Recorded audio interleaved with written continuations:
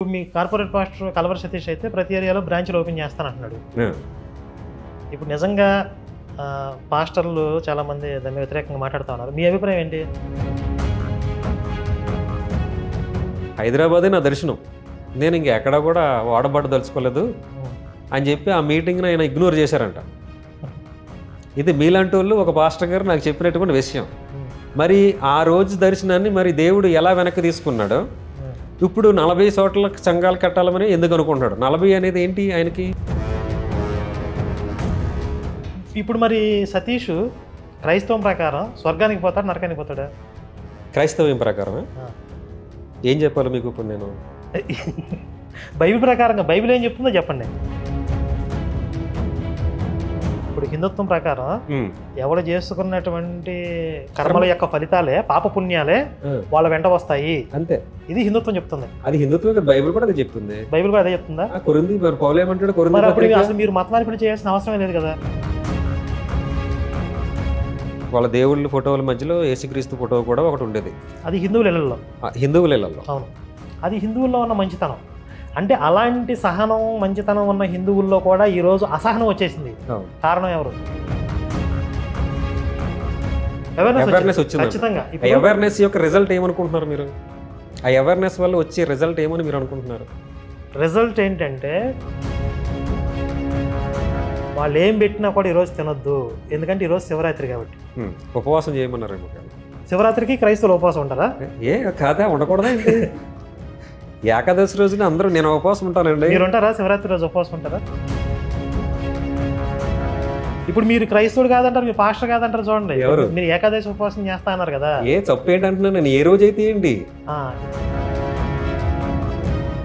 ఖచ్చితంగా ఎవరైతే ఇప్పుడు ఈ హిందూ విశ్వాసాల మీద దాడి చేస్తున్నారు పాస్టర్లు, వాళ్ళు గనక అది మార్చుకోకపోతే వాళ్ళ మీద చేయండి మీ యుద్ధం. వాళ్ళ మీద చేయటం. మీరు జనరలైజ్ చేస్తున్న క్రైస్తవులందరినీ కూడా మీరు జనరలైజ్ చేసి క్రైస్తవులందరినీ కలుపుతున్నారు, క్రైస్తవ పాస్టర్లు అందరినీ కలుపుతున్నారు మీరు. నేను అది క్రైస్తవులు విక్టిమ్స్ అని చెప్తా. నేను ఖండిస్తున్నాను. దూషణ చేస్తున్నారో ఖచ్చితంగా యాక్షన్ తీసుకోవాలి. మీ తరపు నుంచి ఏం చేస్తారు? ఇప్పుడు ఆ సాక్ష్యాలను మీరు కట్టడి చేయగలరా? ఇప్పుడు మీరు ఏమంటారంటే మేము ఖండిస్తున్నాం అంటారు. ఇప్పుడు ఏదో సినిమాలో కోట శ్రీనివాసరావు ఏం చేస్తారని మేము ఖండిస్తున్నాం అంటాడు.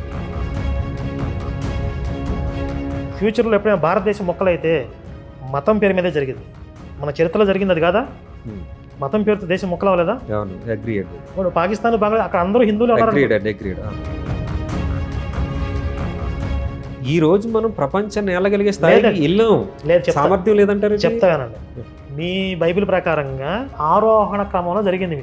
హిందుత్వం ప్రకారం ఏంటంటే అవరోహణ క్రమంలో జరిగింది.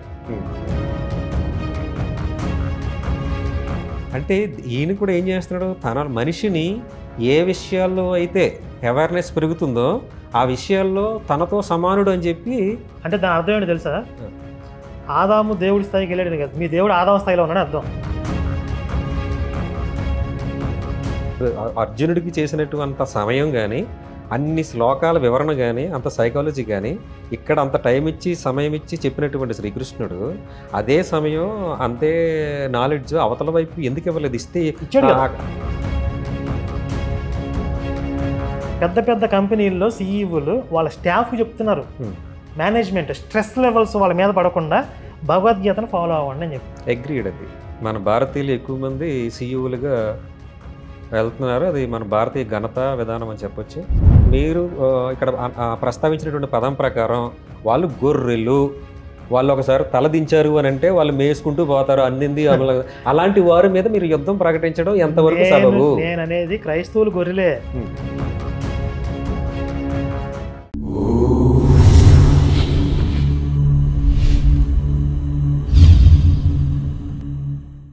ఒక ఎగ్జాంపుల్ చెప్తానండి. ఇప్పుడు మేసాల గొప్ప సాక్ష్యం తీసుకోండి. అతను ఎప్పటి నుంచి మీడియాలో ఉన్నాడు? చాలా రోజుల నుంచి ఈ మధ్య బాగానే వైరల్ అయ్యాడు కదా. ఈ న్యూ ఇయర్ లో బాగా వైరల్ అయ్యాడు. ముందు నాకు తెలియదు. అతని సాక్ష్యం ఎప్పటి నుంచో తిరుగుతుంది యూట్యూబ్ లో. మేము టెస్ట్ మనీ ట్రోల్స్ లో ఆ సాక్ష్యం తీసుకుని దాంట్లో ఉన్న లూప్ హోల్స్ అన్ని బయట పెట్టిన తర్వాత కొద్దిగా ట్రోలింగ్ బాగా పెరిగింది ఆయన మీద. ఎప్పుడైతే మేసాల గొరప్ప వల్ల ప్రయోజనం కలుగుతుందో మతానికి, అప్పుడు ఎవ్వరూ మాట్లాడలేదు. ఈ పాస్టర్లు అందరూ సైలెంట్గా ఉన్నారు. ఇప్పుడు ఈ మేసాల గొరప్ప వల్ల నష్టం జరుగుతుంది. ట్రోలింగ్ మెటీరియల్ అయిపోయాడు. తర్వాత ఏదో టీవీ షోకి వెళ్ళాడు, అది అసభ్యంగా ఉంది ఆ టీవీ షో అని చెప్పి దాని మీద విమర్శలు చేస్తున్నారు. అంటే అతని వల్ల ఎప్పుడైతే మతానికి నష్టం జరుగుతుందో అసలు అతను క్రైస్తవుడు కాదు, అతనికి యేసు మతానికి సంబంధం లేదని చెప్పి ఇప్పుడు పాస్టర్లు అందరూ మాట్లాడుతున్నారు. ఫస్ట్ యాక్చువల్గా అతను చెప్పిన సాక్ష్యం కూడా తప్పు పడుతున్నారు. నాలాంటి వాళ్ళు అందరూ కూడా ఏం చేస్తారంటే, నాలాంటి వాళ్ళు మిగిలిన నేను పెద్దగా ఇగ్నోర్ చేస్తూ ఉంటాను. నేను హైదరాబాద్ వచ్చిన కూడా మిమ్మల్ని మీతో కలిసి వెళ్దాం అనేటువంటి ఆలోచన ఒకటి. అయితే ఏది వచ్చినా క్రైస్తవుల ద్వారా ఏదో వచ్చినా వాళ్ళు ఫస్ట్ ఇగ్నోర్ చేస్తారండి. క్రైస్తవ సంస్థ మనకెందుకులే అని చెప్పి వదిలేస్తుంది ఫస్ట్, వాళ్ళ మీద ఫైర్ అవ్వదు. కానీ వాళ్ళ ఇండివిజువల్ సంఘాల్లో ఖచ్చితంగా వాళ్ళని ఖండిస్తూ ఉంటుంది. నేనున్నాను అనుకోండి, ఇప్పుడు ఎక్కడైతే ఇలాంటివి ఉన్నాయి ఇవి లేవు అని చెప్పి మా సంఘాల్లో నేను ఖండిస్తూ ఉంటాను, నా ఎక్కడ బోధ చేసినా ఖండిస్తూ ఉంటాను. దీనికి అట్రాక్ట్ అవ్వకండి, మీ సమయాన్ని, మీ నాలెడ్జ్, మీ నైపుణ్యాన్ని వృధా చేసుకోకుండా అక్కడికి వెళ్ళి అని చెప్పి మేము ఖచ్చితంగా ఖండిస్తూ ఉంటాం. మీరు కమ్ టు ద బైబిల్, మీరు బైబిల్ చదవండి, మీకు ఉన్నటువంటి విశ్వాసం బలపడితే బలపరచుకోండి, వీక్ అయితే దాన్ని ఇంక మరింత వీక్ పరచుకోండి అనేటువంటి ఓపెన్ స్టేట్మెంట్ ఒకటి ఇస్తాం వాళ్ళకి. కాకపోతే పల్లెటూరు ప్రాంతాల్లో ఉన్నటువంటి విషయం ఏంటంటే, ఎక్కువగా చదువుకున్న వారి కంటే కూడా చదువుకోలేనటువంటి వారు ఉన్నారు. ఇంకా అంటే ఎప్పటి నుంచి మారుద్దులండి, అందరూ చదువుకున్న వాళ్ళు అవుతారు. రెండోది ఏంటంటే, పురుషుల కంటే కూడా స్త్రీల సంఖ్య ఎక్కువ ఉంటుంది. ఇప్పుడు పురుషుల్ని హ్యాండిల్ చేయడం కంటే కూడా ఒక చర్చ్ పాస్టర్కి స్త్రీలను హ్యాండిల్ చేయడం చాలా కష్టం. సో వాళ్ళు సున్నితమైనటువంటి మనస్కులు కాబట్టి అంటీ అంటున్నట్టు దాన్ని ఏమంటారు, మరుగు చేసి మాట్లాడడమో చేస్తూ ఉంటారు, విషయం చెప్తూ ఉంటారు, డైరెక్ట్గా చెప్పలేరు. వీళ్ళు ఏం చేస్తారు, స్త్రీలు అక్కడెక్కడో స్వస్థత శాల ఉందంటే బుధవారమో గురువారమో లక్షవారం అక్కడికి వెళ్ళిపోతారు. ఏమంటే ఆదివారం ఇక్కడ ఇంటికి వస్తూ ఉంటారు, ఈ చర్చికి వస్తూ ఉంటారు. సో ఇప్పుడు వీళ్ళని అక్కడికి వెళ్తున్నారని కోప్పడకూడదు, అలాగని చెప్పి అది అసత్యమని వీళ్ళకి నేర్పించాలి. సో ఈ కోణంలో మాలాంటి వారు మదన పడతా ఉంటారు.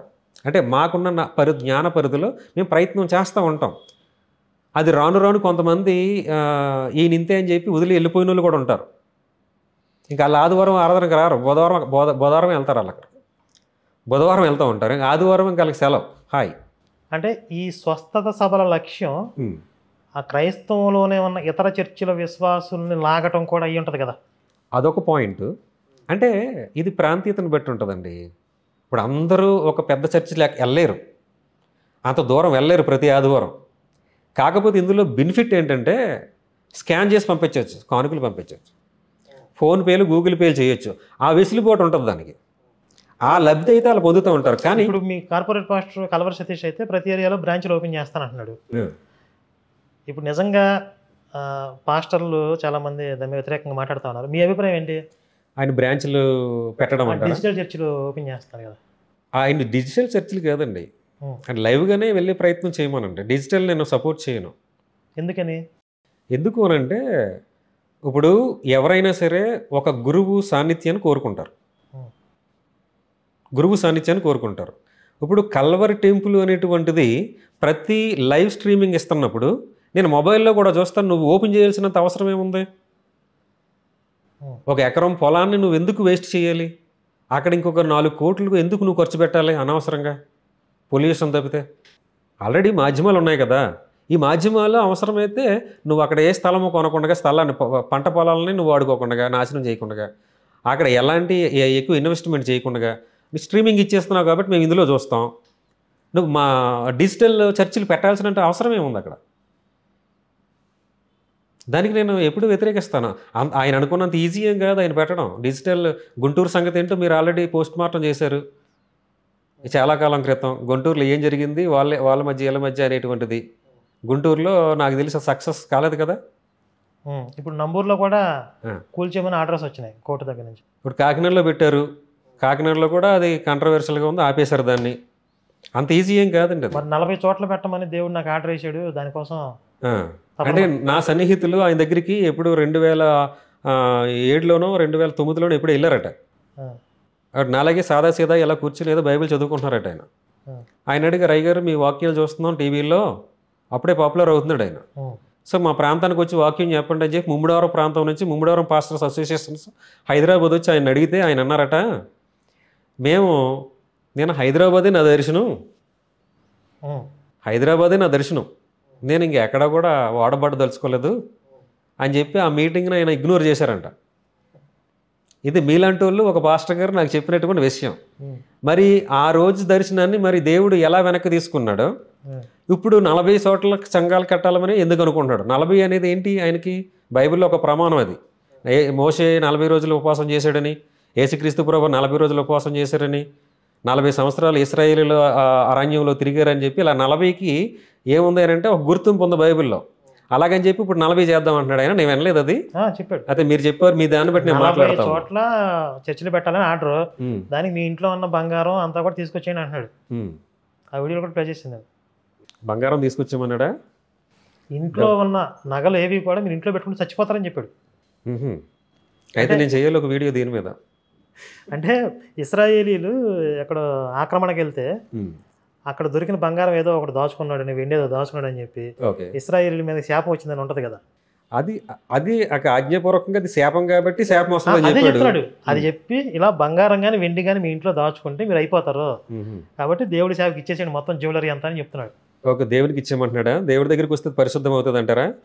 అక్కడ మరి దేవుడు తీసుకోలేదుగా, అక్కడ దేవుడే తీసుకోలేదు, మనుషులే తీసుకోవద్దని దేవుడు ఎందుకు తీసుకుంటాడు? వాళ్ళు అక్రమంగా దోచుకున్నారు, వీళ్ళు అక్రమంగా దోచుకోలేదు కదా, సంపాదించుకున్నారు.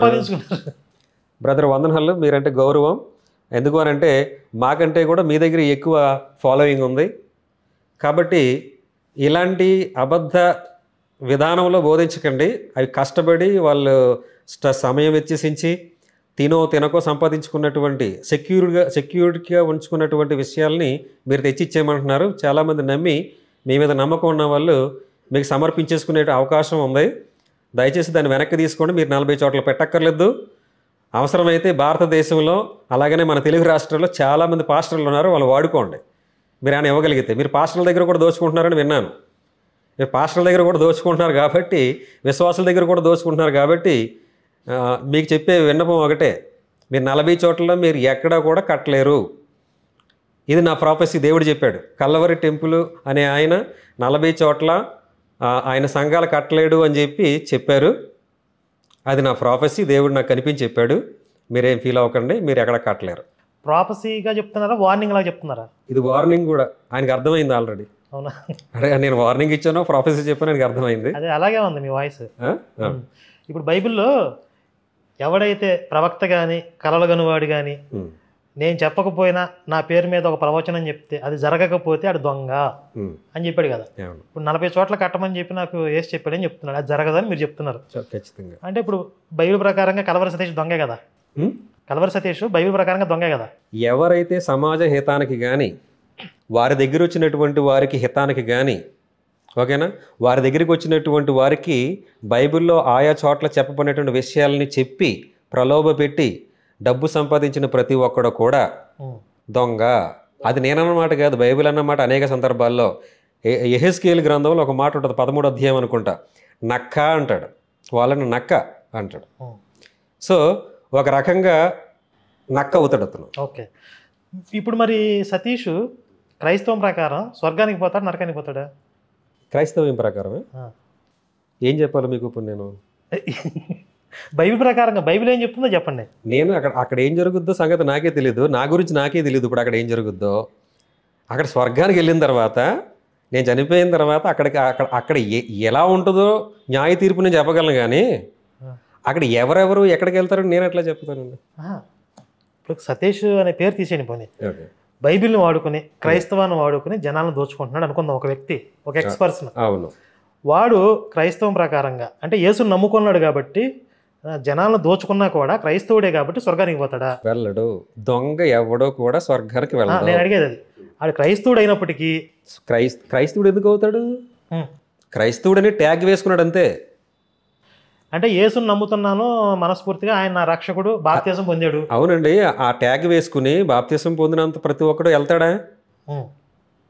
అంటే మీరన్న ప్రకారం మత్తయి సువార్త 7:21 ప్రకారంగా ఎక్కడికి వెళ్తాడు?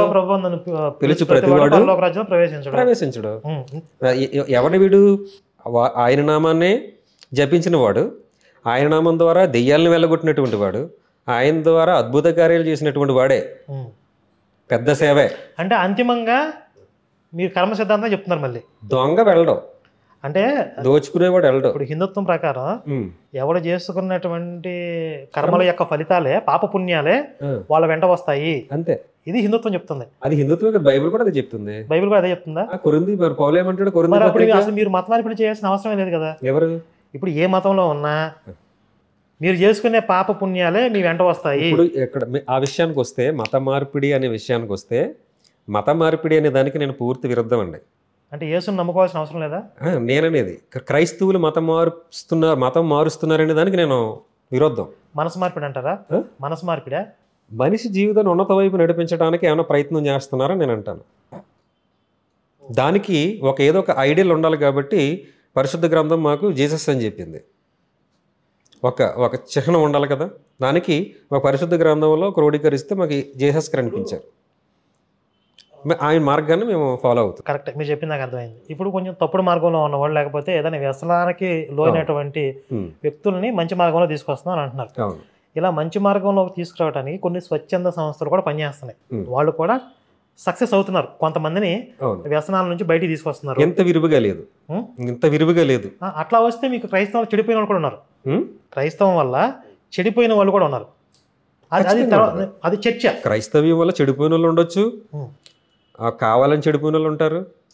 ఇప్పుడు అయ్యప్ప స్వామి మాలేసుకున్నారు అనుకోండి, 40 రోజుల పాటు.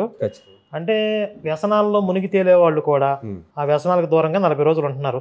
తర్వాత మళ్ళీ మొదలు పెడుతున్నారు, లేదో వదిలేద్దాం. అంటే కొంతమంది ఆ 40 రోజులకి ఉన్నటువంటి అలవాటుతో అలా లైఫ్ లాంగ్ కంటిన్యూ చేసేవాళ్ళు కూడా చాలా మంది ఉన్నారు. ఇలా అయ్యప్ప మాల ధారణ, శివమాల ధారణ, అమ్మవారి భవానీ మాల ధారణ, వీటి ద్వారా కూడా చాలా మంది వ్యసనాల నుండి బయటపడుతున్నారు. అంత మాత్రాన వాళ్ళు ఒకవేళ క్రైస్తవులైనా కూడా మీరు మతం మారిపోవాలి, అయ్యప్పని నమ్ముకుంటే స్వర్గం, నమ్మకపోతే నరకం అని ఎవరు చెప్పట్లా. దీని ద్వారా మీ జీవితాలు బాగుపడుతున్నాయి కాబట్టి మీరు మాకు 10% కట్టండి అని ఎవరు చెప్పట్లా. అలాగే స్వచ్ఛంద సంస్థలు పనిచేస్తున్నాయి. ఎందుకంటే ఈ సినిమాల ప్రభావం కూడా ఉంది మనుషుల్లో. కొంత మార్పు తీసుకురావడానికి ఈ మధ్య బలగం అనే సినిమా వచ్చింది. ఆ బలగం సినిమా చూసి విడిపోయిన ఒక కుటుంబం కలిసిందంట. అలాగే కొన్ని రిలేషన్స్ వాల్యూ అనేది కొన్ని సినిమాల ద్వారా తెలిసింది. ఇప్పుడు వదిన అంటే తల్లి అనే ఒక భావన చాలా సినిమాల్లో రిపీటెడ్గా చెప్పడం ద్వారా వదిన మీద ఒక గౌరవం, వదిన అంటే తల్లి అనే భావన సమాజంలో వ్యాప్తింది. అంటే సినిమాల ద్వారా కూడా మంచి ప్రభావం ఉంది. చెడు కూడా ఉండవచ్చు కదా, ఉంటుంది.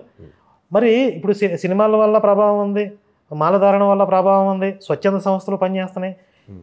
ఇవి మేము మనుషుల్ని ఇలా మారుస్తున్నాం కాబట్టి మీరు మీ జీవితాన్ని మాకు అప్పగించేయండి, మీరు 10% కట్టండి, మేము చెప్పిన మతంలోకి రండి అని ఎవరు డిమాండ్ చేయట్లా. ఒక్క యేసు మతంలోనే ఏదో కొంత మంచి జరుగుతుంది కాబట్టి ఈ కొంత మంచిని చూపించి మొత్తం మీ జీవితాలను మార్చేయండి, సంస్కృతిని మార్చేయండి, మతాలను మార్చేయండి అని చెప్పి ఇలాంటివి ఎందుకు అడ్వాంటేజ్ తీసుకుంటారు? అసలు ఇప్పుడు ఎలాగంటే అండి, క్రైస్తవ్యం అది చెప్పలేదు. క్రైస్తవ్యంలో మాకంటే ముందున్నటువంటి వారు పాస్టర్లో ఎవరో కూడా దాన్ని చెప్పలేదు. వాళ్ళు సొసైటీలో సామరస్యంగానే వెళ్ళారు. అప్పుడు కూడా హిందువుల మధ్య అలా క్రైస్తవుల మధ్య ఎలాంటి డివైడ్ అనేటువంటిది లేదు. కలిసిపోయారు, అంతా కలిసిపోయారు. ఒక రకంగా చెప్పాలంటే నేను ఆఫీసుల్లో చూశాను, వ్యాపారాల్లో చూశాను, కుటుంబాల్లో చూశాను. జీసస్ ఫోటో ఉండేది, వాళ్ళ దేవుళ్ళ ఫోటోల మధ్యలో యేసుక్రీస్తు ఫోటో కూడా ఒకటి ఉండేది. అది హిందువుల ఇళ్లలో. అంటే అప్పుడు క్రైస్తవ్యం వచ్చిన దాన్ని వాళ్ళు స్వీకరించేశారు. స్వీకరించడం అంటే అదొక దైవంగానే మాకు బహుదేవతారాధన ఉంది. బహుదేవతారాధన అంటే ఒకే దేవుణ్ణి, ఒకే ఈశ్వరుణ్ణి విభిన్న రూపాల్లో ఆరాధించడం. ఒకే విష్ణుమూర్తి దశావతారాలు ఉన్నాయి. నేను ఇక్కడ అనేది ఇప్పుడు దేవుణ్ణి వాళ్ళ కాన్సెప్ట్ ఏదైనా కానీ వీళ్ళ మధ్య డివైడ్ అనేది లేదు. అది హిందువుల్లో ఉన్న మంచితనం. అంటే అలాంటి సహనం, మంచితనం ఉన్న హిందువుల్లో కూడా ఈరోజు అసహనం వచ్చేసింది. కారణం ఎవరు? మీరు అనుకుంటున్నాను. నేను 10 సంవత్సరాల క్రితం మీరు శివశక్తి పెట్టడం వల్ల ఇప్పుడు అవేర్నెస్ పెరిగి ఆ డివైడ్కి కారణం తీసిందేమో. ఖచ్చితంగా అవేర్నెస్ పెరిగింది. డివైడ్ పెరిగింది అనేది నా అభిప్రాయం అండి. ముఖ్యంగా చెప్పాలనుకున్నది, డిస్కస్ చేయాలనుకున్నది ఈ పాయింట్. నేను అది సమాజ హితానికి అంత మంచిది కదేమో కరుణాకర్ గారు. మనం కలిసి సమాజ హితం కొరకు ప్రయత్నం చేద్దాం. 100%. ఇప్పుడు ఈ విషయం మీద మాట్లాడదాం. అంటే మీరు అవేర్నెస్ వరకు ఒప్పుకుంటారు, డివైడ్ ఒప్పుకుంటున్నారా?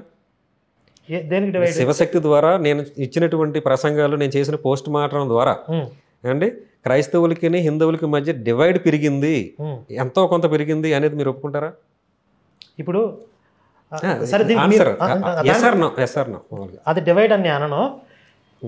అవేర్నెస్ కలిగిందని ఒప్పుకుంటున్నారు. అవేర్నెస్ వచ్చింది. అవేర్నెస్ యొక్క రిజల్ట్ ఏమనుకుంటున్నారు మీరు? ఆ అవేర్నెస్ వల్ల వచ్చే రిజల్ట్ ఏమని మీరు అనుకుంటున్నారు?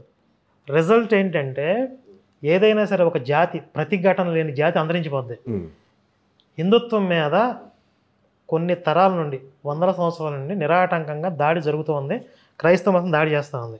అంటే ఎలా అంటున్నా దాడిని ఎలా మీరు ప్రామాణికంగా తీస్తారని, ఆ దాడికి రుజువులు ఏంటని? అంటే ఇలాగా ప్రలోభాలు పెట్టి మార్చడం అది ఒక్కటేనా దాడి, లేదంటే వారి ద్వారా ఇంకేమన్నా దాడి? చెప్తాను. నిన్న మా వాడు చెప్పాడు నష్టాలు ఏమన్నా ఉన్నాయా? మహేష్, నిన్న శివరాత్రి రోజు మీ ఫ్రెండ్ ఎవరో ఒక అమ్మాయి వచ్చింది, వీళ్ళతో పాటు ఫ్రెండ్స్తో కలిసి వచ్చింది. ఓకే, ఆ అమ్మాయికి ఇంటి దగ్గర ఏం చెప్పి పంపించారు? వాళ్ళు ఏం పెట్టినా కూడా ఈరోజు తినొద్దు, ఎందుకంటే ఈరోజు శివరాత్రి కాబట్టి. ఉపవాసం చేయమన్నారేమో కదా. శివరాత్రికి క్రైస్తవులు ఉపవాసం ఉంటారా? కాదా, ఉండకూడదా? ఏకాదశి రోజున అందరూ నేను ఉపవాసం ఉంటానండి. మీరు ఉంటారా శివరాత్రి రోజు ఉపవాసం ఉంటారా? నేను శివరాత్రి ఉందాం అనుకున్నాం కానీ కుదరలేదు మా బ్రదర్ వల్ల. ఉండకూడదా ఉపవాసం? ఉండొచ్చు, ఏకాదశి రోజున ఉంటానండి నేను ఉపవాసం. దానికి నేను ఏదో ఒక చిన్న ఆర్టికల్ చదివాను, దానివల్ల ఒక ఆర్టికల్ చదివాను, దాని రోజున ఏదో ఎనర్జీ మా బ్రదర్ కూడా చెప్పారు. సైంటిఫిక్ గా ఉపవాసం అనేది ఆరోగ్యం చాలా మంచిదని చెప్తున్నారు. అది జనరల్గా ఏ రోజైనా ఉండొచ్చండి, ఏకాదశి రోజున ఉంటే ఇంకా మంచిదని. దానికి ఏదో ప్రభావం బాడీలో నుంచి ఎనర్జీ కింద నుంచి పోయి ఒకే దశలో వెళ్తుందని ఏదో చదవడమో వినడమో ఎక్కడో చూసాను. సో నేను ట్రై చేశాను దాన్ని. మరి ఫీల్ అయ్యారు? అది నేను ఫీల్ అయ్యాను, ఉంటాను అప్పుడప్పుడు ఉంటాను. నేను ఏకాదశిలో రెండు ఏకాదశిలకు ఉంటాను నెలలో ఒక్కోసారి. సూపర్. అయితే మీరు క్రైస్తవుడు అయ్యండి. ఇప్పుడు ఇంకొకటి మీకు తెలియదు, మీకు చెప్పింది, నేను యోగా కూడా చేస్తాను. అది సైతాన్ క్రియ అని ఎవరు చెప్పట్లేదు మీరు? ఎవరు? యోగా కానీ ఇవన్నీ ఏమండి, వ్యాయామాలు రెండు రకాలు. ఒకటి బరువుతో చేసేది, ఒకటి వాయువుతో చేసేది. వాయువుతో చేసేదాన్ని యోగా అన్నారు, బరువుతో చేసేదాన్ని జిమ్ అన్నారు. నేను రెండింటిని సపోర్ట్ చేస్తాను, రెండింటికి వెళ్తాను. కుదిరినప్పుడు నేను జిమ్ వెయిట్ లిఫ్ట్ చేస్తాను, అలాగనే కుదరలేనప్పుడు వాయువుతో నేను ఎక్సర్సైజ్ చేస్తాను. అది నేను పర్సనల్గా ఫీల్ అవుతున్నాను. ఇప్పుడు ఈ యోగా కానీ ఇది పెట్టి ట్రోల్. ఇప్పుడు మీరు క్రైస్తవుడు కాదంటారు, మీరు పాస్టర్ కాదంటారు. చూడండి, మీరు ఏకాదశి ఉపవాసం చేస్తా అన్నారు కదా, ఏ తప్పు ఏంటంటున్నా నేను ఏ రోజు అయితే ఏంటి.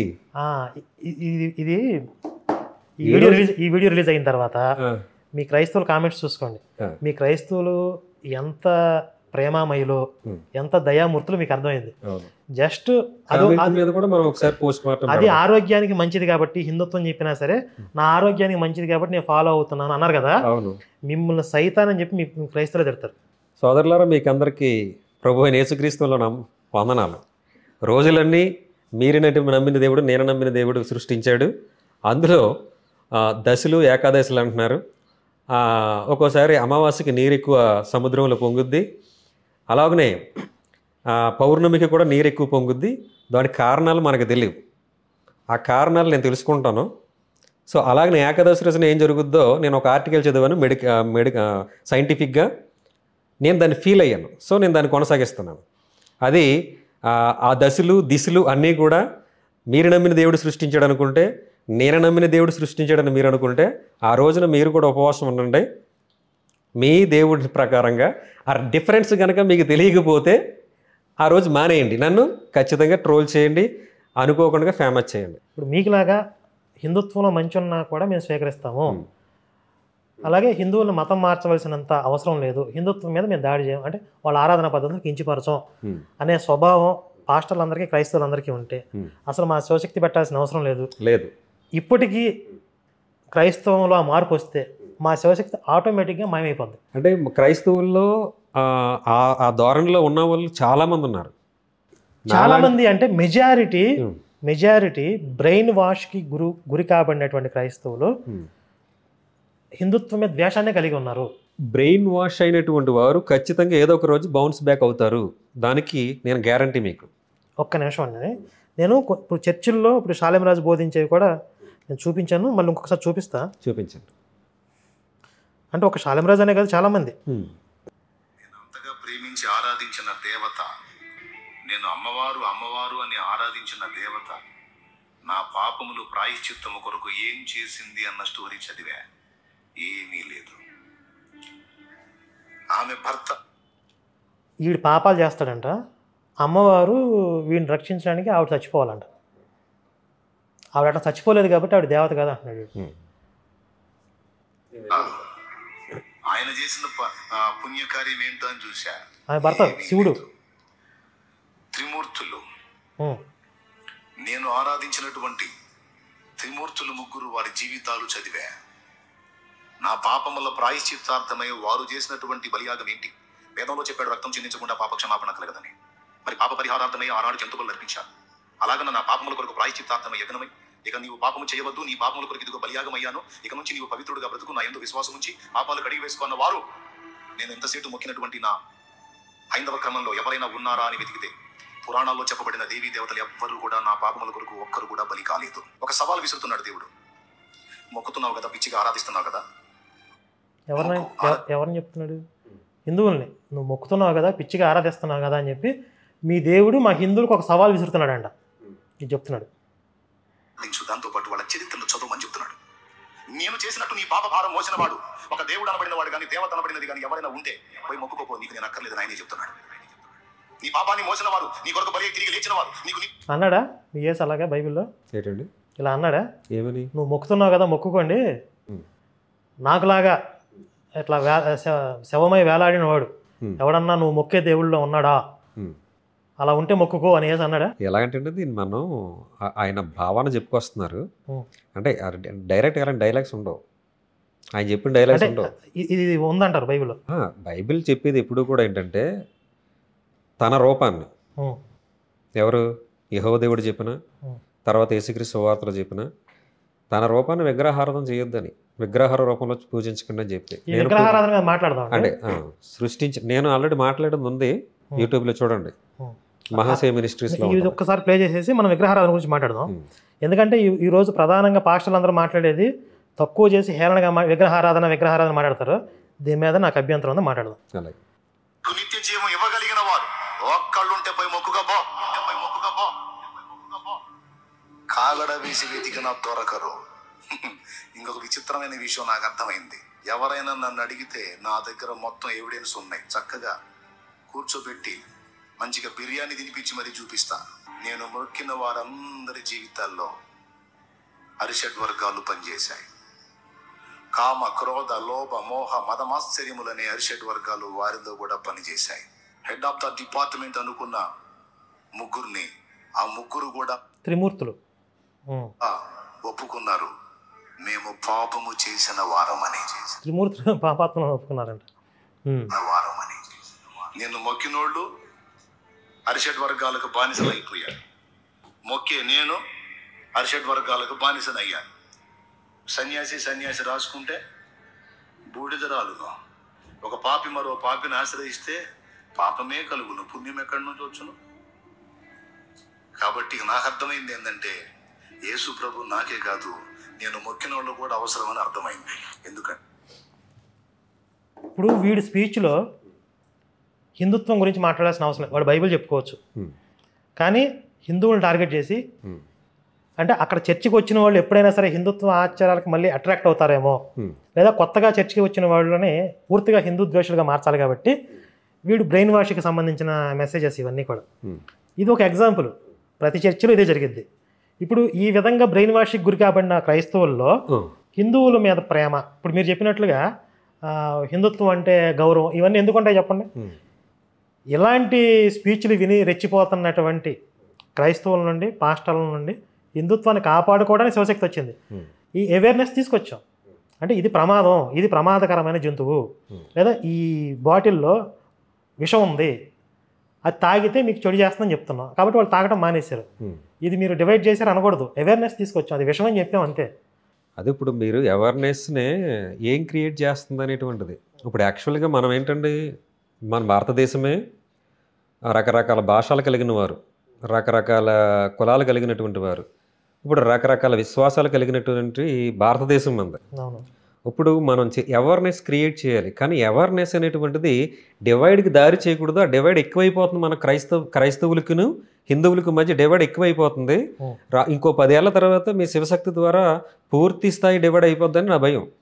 ఇంకొక 5 ఏళ్లలోనైనా ఖచ్చితంగా ఎవరైతే ఇప్పుడు ఈ హిందూ విశ్వాసాల మీద దాడి చేస్తున్నారు పాస్టర్లు, వాళ్ళు గనక అది మార్చుకోకపోతే వాళ్ళ మీద చేయండి మీ యుద్ధం. వాళ్ళ మీద చేయటం మీరు జనరలైజ్ చేస్తున్నారు. క్రైస్తవులందరినీ కూడా మీరు జనరలైజ్ చేసి క్రైస్తవులందరినీ కలుపుతున్నారు, క్రైస్తవ పాస్టర్లు అందరినీ కలుపుతున్నారు మీరు. నేను అది క్రైస్తవుల్ని విక్టిమ్స్ అని చెప్తా, నేను ఖండిస్తున్నాను దాన్ని.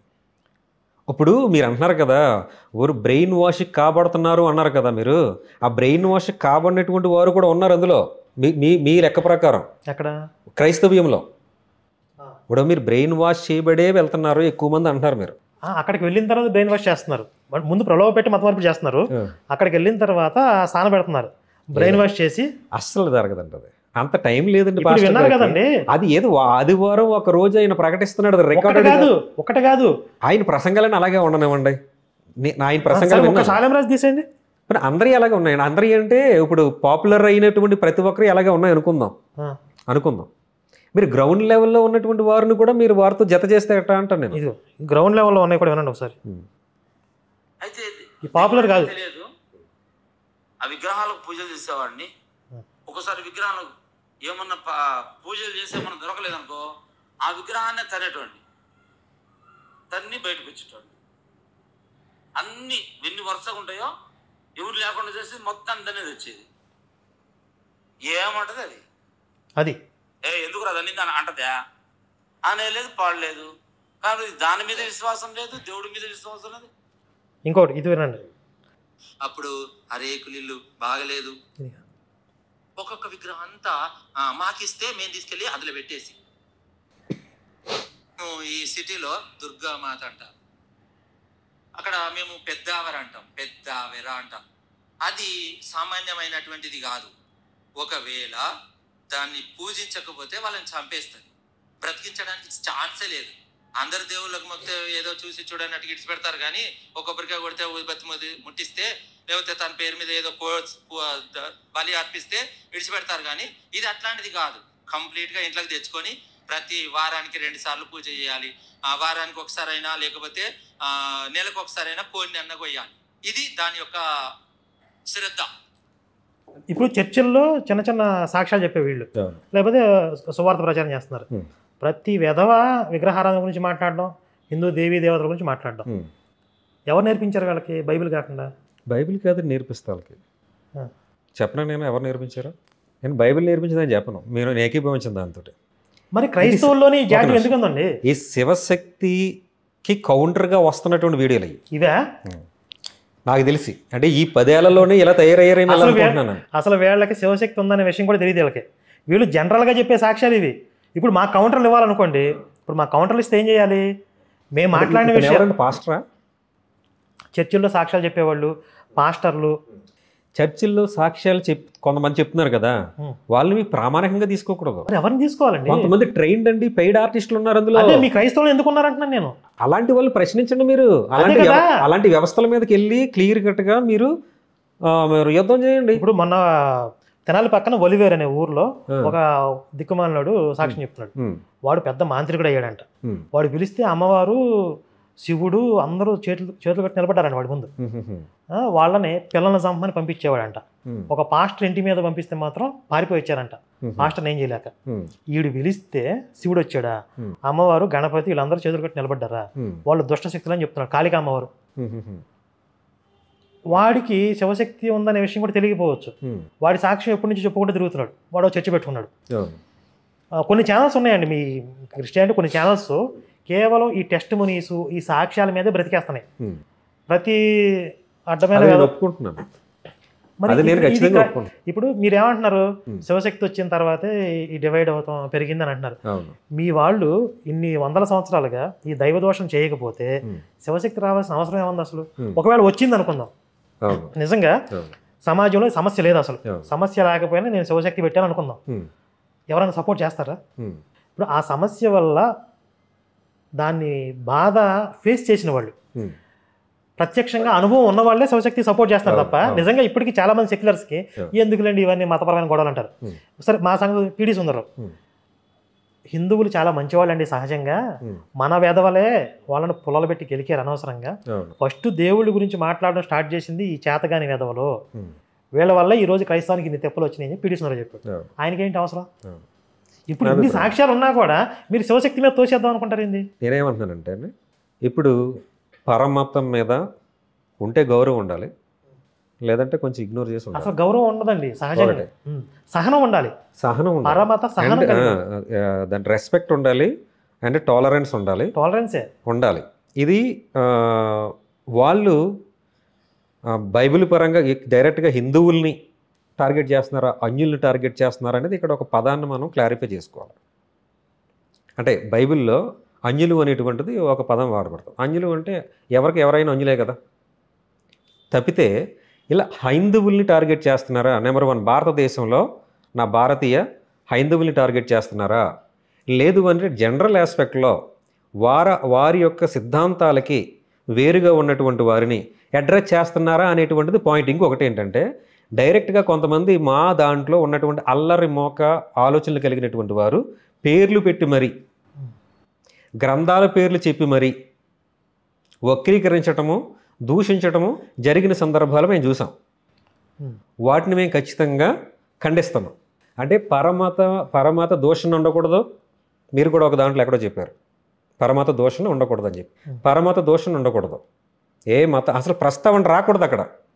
పరమత ప్రస్తావన అక్కడ రాకూడదు, అది ఏ బోధలోనూ రాకూడదు. ఇప్పుడు వీళ్ళందరూ కూడా డైరెక్ట్గా హిందూ దేవీ దేవతల పేర్లు చెప్పిన వాళ్ళు. దుర్గాదేవి పేరు చెప్పాడు ఒకడు, త్రిమూర్తులు అన్నాడు షాలిమరాజు గారు. అన్యులు క్రైస్తవులు కానివారు అనట్లే, అలా అన్నా కూడా హిందువులకి వర్తిస్తుంది సహజంగా భారతదేశంగా. కానీ డైరెక్ట్గా హిందూ దేవతల పేర్లు చెప్పి మరి చర్చిల్లో వాళ్ళు ఈ స్పీచ్లు ఇస్తున్నారంటే, మీరు ఒక టెంపుల్కి వెళ్ళండి, ఏ పూజారన్నా ఏ అర్చకుడన్నా యేసు మతాన్ని నమ్మేవాళ్ళు అందరూ పాపులు, వాళ్ళు నరకానికి పోతారు, వాళ్ళు ఒక శవాన్ని మొక్కుతున్నారు, ఒక శవం మిమ్మల్ని రక్షిస్తా, ఎవరైనా చెప్తారా? ఏ పూజారని చెప్తున్నాడా? లేదు. మరి వీళ్ళు ఎందుకండి, వీళ్ళకి ఎందుకు ఆ మాయరోగం?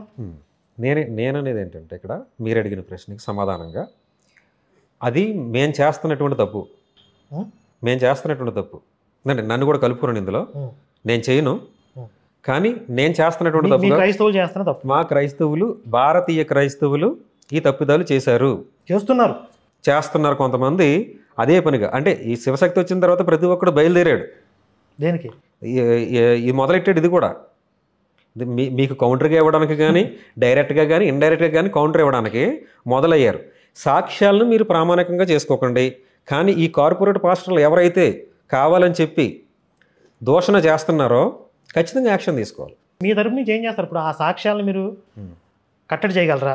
ఇప్పుడు మీరు ఏమంటారంటే మేము ఖండిస్తున్నాం అంటారు. ఇప్పుడు ఏదో సినిమాలో కోట శ్రీనివాసరావు ఏం చేస్తారో మేము ఖండిస్తున్నాం అంటాడు. నా ఉద్దేశం ఏంటంటే, మీరు క్రైస్తవ్యంలో ఎక్కడో ఒక చోట జరుగుతున్నటువంటి తప్పులను, ఎక్కడో ఒక చోట కాదండి, ఎక్కడో ఒక చోట జరగట్లేదు అంతే. ఎక్కడో ఒక చోట జరగట్లేదు, లేదు 99 చోట్ల జరుగుతుంది. లేదండి, మీరు ఎక్కడ కొన్ని వ్యవస్థలు మాత్రమే చూస్తున్నారండి. ఎందుకంటే రీజన్ నేను చెప్పనా, విగ్రహారాధన పరమ పాపం అనే విధంగా బైబిల్ మాట్లాడుతుంది. విగ్రహారాధన పరమ పాపం అని బైబిల్ ఎప్పుడు కొట్టుపడేసింది, మొదటి నుంచి కూడా కొట్టుపడేసింది కదా. అక్కడి నుంచే వచ్చింది. ఏ విగ్రహారాధన అని అంటే, తాను ఎంచుకున్నటువంటి ప్రజలు వారు రూపాన్ని తయారు చేసుకుంటే దాన్ని కొట్టుపడేసింది, వద్దనుకుంది. కానీ చుట్టుపక్కల అందరూ కూడా దేవి దేవతల్ని వాళ్ళు పూజించుకున్నారు, వాళ్ళ దేవుల పేర్లు. లేదు, మీకు పాత నిబంధనలోకి వెళ్తే వేరే జాతి ప్రజలు ఆరాధిస్తున్న దేవీ దేవతల విగ్రహాలను కూడా పగలగొట్టమని. అది కాంటెక్స్ట్ అండి, అది ఆజ్ఞ కాదు, కాంటెక్స్ట్ బేస్డ్, అది సిచ్యువేషనల్ బేస్డ్. అది దాని గురించి మీ వాళ్ళు ఏం చేస్తారు చెప్పనా, అవసరమైతే కొత్త నిబంధనలో చెప్తారు, లేదు వాళ్ళకి ఇంకొక చోట హిందుత్వం తప్పు అని చెప్పాలి మాట్లాడాలంటే, ఇక 10 కమాండ్మెంట్స్లో దేవుడు విగ్రహారాధన వద్దన్నాడు. పాత నిబంధన అంతా ఇశ్రాయేలీలదే, మళ్ళీ అందులో కొన్ని పట్టుకొస్తారు. ఇప్పుడు మన హైందవ్యం విగ్రహారాధన కాదు కదా, ఒక ఆలోచన బేస్డే కదా, అది ఒక థాట్ ప్రాసెస్ కదా. భిన్నమైన ఆరాధన పద్ధతులు ఉన్నాయి హిందుత్వంలో. అవును, నిరంకుశంగా ఒకే దారి, ఒకటే మార్గం, నిరంకుశత్వం హిందుత్వం లేదండి. అది ఇంక్లూసివ్ అని మనం అనుకుంటాం. అంటే ఇప్పుడు అందరి మైండ్ సెట్ ఒక రకంగా ఉండదండి. ఇప్పుడు కోట్లాది మంది ప్రజల్లో అందరూ ఒకే మార్గం ద్వారా ఒకే ఆలోచన విధానాన్ని కలిగి ఉండాలి. సెట్ అవ్వదు. మీ విగ్రహారాధనే పరమ సోపానం, అందరికీ కూడా ఇదే పరిష్కారం చెప్పకూడదు. లేదా నిరాకార ఉపాసనే పరిష్కారము, ఇది ఒక్కటే మార్గం చెప్పకూడదు. ఎందుకంటే దీన్ని ఇష్టపడే వాళ్ళు కొంతమంది ఉంటారు, ఈ మార్గాన్ని ఇష్టపడే వాళ్ళు కొంతమంది ఉంటారు, ఒక్కొక్క రూపానికి ఒక్కొక్క నామానికి కనెక్ట్ అయ్యేవాడు కొంతమంది ఉంటారు. అన్నింటినీ తీసుకోగలిగిన వాడే భగవంతుడు. నేను ఇంతవరకే పరిమితం అనేవాడు దేవుడు కాదండి. ఇప్పుడు మీ వాళ్ళు దేవుడు విగ్రహం రూపంలో ఎలా ఉంటాడు, విగ్రహం అంటే తక్కువ కదా అని మాట్లాడుతూ ఉంటారు. ఇప్పుడు నా ప్రశ్న మీరు ఆలోచించి చెప్పండి, భగవంతుడు ఈశ్వరుడు అంటే సమస్త విశ్వాన్ని చేసినవాడా, లేదా ఒక భూమి మీద ఒక చిన్న ప్రాంతాన్ని తయారు చేశాడు? మొత్తం సమస్త విశ్వాన్ని చేసినవాడు కదా. సమస్త విశ్వం మీద మీకు ఒక వ్యూ ఉందా? విశ్వం యొక్క పరిమాణం ఎంత, దాని యొక్క విస్తృతి ఎంత అనేది మన సూర్యుడు, మనకున్న సూర్యుడు ఒక నక్షత్రం. ఇలాంటి నక్షత్రాలు కోటాను కోట్లు ఉన్నాయి.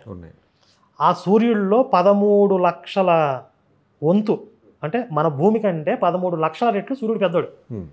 అంటే మన భూగోళం లాంటి గ్రహాలని ఇముడ్చుకుంటూ పోతే 13 లక్షల గ్రహాలను సూర్యుడిలో పెట్టేయచ్చు. సూర్యుడి విస్తృతి అంత ఉంటుంది. అలాంటి సూర్యుడు ఒక నక్షత్రం. సూర్యుడి కంటే ఎన్నో రెట్లు పెద్ద ఉన్న నక్షత్రాలు కోటాను కోట్లు ఉన్నాయి. ఇవన్నీ కలిపితే ఒక గెలాక్సీ, ఒక పాలపంత. ఇలాంటి పాలపంతలో ఎన్నో ఎన్నో మిల్కీవేస్, ఎన్నో కలుపుకుంటూ పోతే ఒక అండం, ఒక బ్రహ్మాండం. ఇది విశ్వం యొక్క విస్తృతి. ఎంత పరిశోధన చేసి కూడా ఇప్పటికీ కేవలం 5% మాత్రమే కనుక్కోగలిగే విశ్వం యొక్క పరిమాణం ఎంత అనేది. ఇంకా 95% ఎంత ఉందో తెలియదు. అవును. అంటే ఇంత పరిమాణం కలిగిన విశ్వాన్ని తయారు చేసిన వాడు భగవంతుడు. మరి అంత శక్తి కలిగినటువంటి పరమేశ్వరుడు, మా హిందుత్వం ప్రకారం ఈశ్వరుడు, పరమాత్మ, లేదా మీ బైబిల్ ప్రకారం దేవుడు. మనిషి మాంసనేత్రాలతో దర్శించగలిగేటువంటి మానవ రూపంలో వస్తాడా? మీరు అంత శక్తి కలిగిన ఈశ్వరుడిని ఒక మనిషి రూపంలోకి ఎలా మారుస్తారు మీరు? ఇప్పుడు మనం ఒక సూర్యుడిని కళ్ళెత్తి చూడలేం కదా. మరి సూర్యుడు లాంటి నక్షత్రాలను కోటాను కోట్లు చేసినటువంటి ఆ శక్తి యొక్క స్వరూపాన్ని మీరు ఎలా చూడగలరు? అంత శక్తి ఒక మానవ రూపాన్ని కుచించుకుని వచ్చిద్దా? వచ్చాడు సరే, మనుషులతో తన్నులు తింటాడా? మనుషులతో తన్నిచ్చుకొని మనుషుల చేతిలో చచ్చిపోయిన వాడిని మీరు దేవుడిగా చేస్తున్నారు. ఇది దేవుడిని అవమానించడం అని అంటారు. ఎందుకంటే మీరు ఏమంటున్నారు? విగ్రహం రూపంలో దేవుడిని పెట్టడం అవమానించడం అంటున్నారు కదా. అంత శక్తి కలిగిన దేవుడిని ఒక మనిషి రూపంలో వచ్చి తన్నులు తింటాం అంటే ఈయన దేవుడు అని చెప్పడం ద్వారా మీరు దేవుడిని అవమానిస్తున్నారా అంట నేను. అంటే మీరేం చెప్తారు దానికి? భగవంతుడి యొక్క దయ, ఆయన ప్రేమమయుడు కాబట్టి తనను తాను తగ్గించుకుని, అంటే మాంసనేత్రాలతో దర్శించగలిగే స్థితిని ఆయన కల్పించుకుని ఇక్కడికి వచ్చాడు భూమి మీదకి అని చెప్తున్నారు. సరే, మీ వివరణ అది. హిందుత్వం ఏం చెప్తుందంటే ఇప్పుడు రాముడు కృష్ణుడు అనేది ఒక అవతార స్వీకరణ. దానికి పూర్వం కూడా విష్ణువుగా ఉన్నాడు పరమాత్మ. అది కాకుండా ఇంకా నిరాకార పరబ్రహ్మం అనే కాన్సెప్ట్ కూడా మాకుంది. అంటే నిరాకార పరబ్రహ్మం నుండి పరంధామంలో ఉండే విష్ణుమూర్తి దగ్గర నుండి అక్కడి నుంచి ఒక మెట్టు దిగి వస్తే రాముడు కృష్ణుడు అవతారాలు. అక్కడి నుంచి ఇంకొక మెట్టు దిగితే ఇప్పుడు రాముడు కృష్ణుడు కూడా అందరికీ అందుబాటులో లేరు. నేను ద్వాపరయుగంలో పుట్టలేదో త్రేతాయుగంలో పుట్టానో లేదో కూడా నాకు తెలియదు. కానీ ఆ కాలంలో చాలామంది రాముడిని కృష్ణుడిని దర్శించారు, వాళ్ళతో స్నేహం చేశారు, వాళ్ళు ప్రత్యక్షంగా చూశారు. నాకు ఆ అదృష్టం లేదు. ఇప్పుడు నాకు కావాలి, నాకు రాముడితో స్నేహం చేయాలి, కృష్ణుడితో నేను స్నేహం చేయాలి. మరి నాకు అందుబాటులో ఉంటాడా భగవంతుడు? ఉంటాడంటే విగ్రహమూర్తిగా వచ్చాడు. అంటే అర్చామూర్తిగా, అది కూడా ఒక అవతార స్వీకరణ మాకు. అంటే భగవంతుడి యొక్క దయకి పరాకాష్ఠ ఏంటంటే మనతో అందుబాటులో మన పక్కన కూర్చోడానికి విగ్రహమూర్తి, అర్చామూర్తిగా వచ్చి కూర్చుంటాడు. నేను పువ్విస్తే ఒక ఫలం పెడితే స్వీకరిస్తాడు, నా ఆరాధనలను ఆయన వింటాడు, నా ప్రార్థన అభిప్రాయం, విశ్వాసం. అది భగవంతుడి యొక్క దయ. మీరు ఎలా అయితే మనిషి రూపంలో వచ్చి తన్నించుకుంటున్నాడు, తన్నించుకోవడం ప్రేమ అని మీరు చెప్తున్నారో, అలాగే విగ్రహమూర్తిగా రావడం కూడా భగవంతుడి యొక్క ప్రేమ. అంటే ఇప్పుడు యాక్చువల్ ఏంటంటే మీరు ఇది తప్పు అన్నప్పుడు ఇది ఎందుకు తప్పు కాదు? ఏది తప్పు అండి? ఏ తప్పు? మనిషిగా వచ్చి తన్నించుకోవడం ఏంటి దేవుడు? ఇప్పుడు విగ్రహమూర్తిగా పెట్టడం కంటే ఇది పాపం కదా. ఇప్పుడు మన టాపిక్ వచ్చి సమాజ హితం గురించి మాట్లాడదాం అని అనుకున్నాం. ఇప్పుడు సమస్య ఇదే, విగ్రహారాధనే. ఇప్పుడు విగ్రహారాధన గురించి ఇప్పుడు మీరు ఆరోపించారే, దేవుడు అనేటువంటి వాడు ఎంత పెద్ద విశ్వాన్ని చేసినటువంటి దేవుడు ఒక చిన్న శరీరంలో ఎలా సంకుచితమై వస్తాడు, తన్నులు ఎందుకు తిన్నాడు అనేటువంటి దాని మీద ఒక డిబేట్ పెడదాం. దానికి నేను బిబ్లికల్ ఆధారాలతో నేను వస్తాను, మీరు దానికి కౌంటర్గా మీరిద్దరు కానీ. అయితే నేను బైబిల్ దగ్గరికి వెళ్ళకూడదు దానికి ఆన్సర్ ఉందండి. ఇప్పుడు మీరు ఏదైతే చెప్పారో దేవుడు అనేటువంటి వాడు ఇక్కడ తన్నులు ఎందుకు తిన్నాడు అనేటువంటి విధానం అని చెప్పారు కదా. దానికి ఆ దేవుడిగా తిన్నాడా మనిషిగా తిన్నాడా అనేటువంటిది నేను వివరిస్తాను మీకు. అది వాడు అలాగే రాముడి మీద కూడా నేను ఒక ఆరోపణ ఇస్తాను. అంటే ఇప్పుడు దీని మీద మీరు ఆరోపణ ఇచ్చారు కాబట్టి క్వైట్ ఆపోజిట్ ఆరోపణ నేను రాముడిది ఏదో ఒక ఈవెంట్ తీసుకుని మీకు ఇస్తా. నాకు 4-5 ఈవెంట్లు కనబడుతున్నాయి. అయితే ఇప్పుడు అది ప్రస్తావన అది కాదు, మన సమాజ హితం అనేటువంటి టాపిక్లో ఉన్నాం.